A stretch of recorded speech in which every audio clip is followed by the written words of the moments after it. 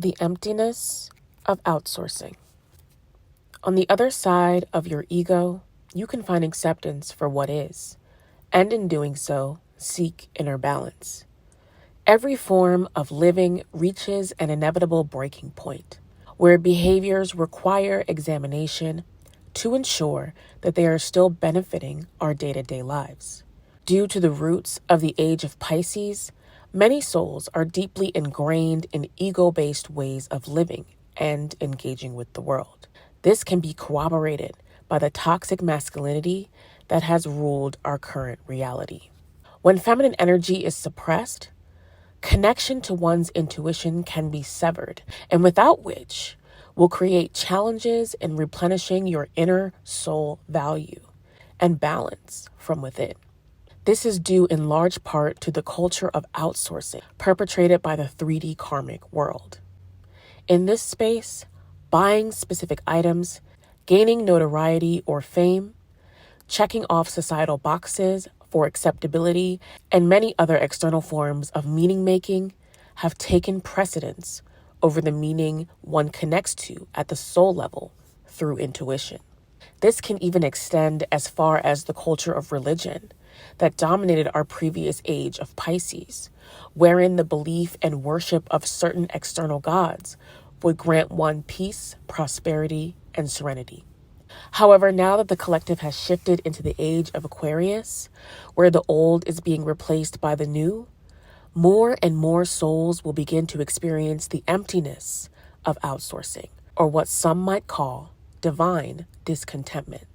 In this video, we will be looking at the futility of material and how shifting your perspective from the ego to include the soul can create positive changes and balance along your life path. This is Channeling Chinez.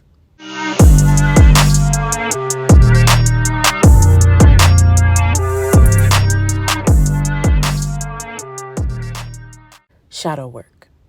When people talk about shadow work, what they mean is a conscious self-examination of what people, places, things, and beliefs trigger your ego.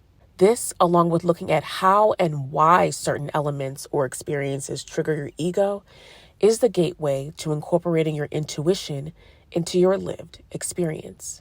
When examining these areas, paying close attention to what holds resonance within you, what makes you feel uncomfortable, and whether or not you label these discoveries as positive or negative to your overall development, is your way of learning how your intuition guides you from within. You can even go as far as writing your specific emotions down and how long it takes you to cycle through them during this examination process, and looking at how you respond to these triggers differently over time. This will sharpen your connection to your soul's true frequency and allow you to build a trusting relationship between the subtle internal nudges or sensations you experience and your mind's ability to relinquish control. Divine discontentment. When you've outgrown a cycle or karmic pattern but consciously or subconsciously refuse to move forward, your reality will begin to reject you. All of the things, places, and people you once enjoyed will seemingly dull.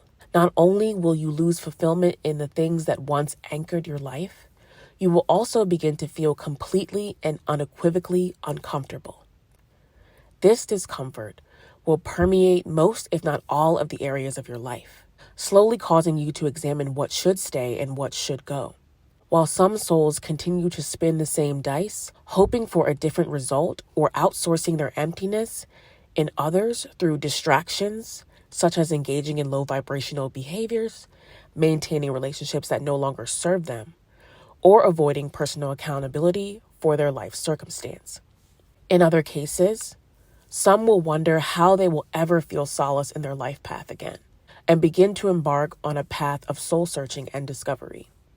The first step in addressing divine discontentment is acknowledgement. Identifying the source of your unhappiness is important in deciphering where to begin. Typically, one begins with the context of their life. Where do I work or go to school? What do I do? And do I like it? And even if I still like it, do I even want to do it anymore? Does this fulfill me? Then our relationships.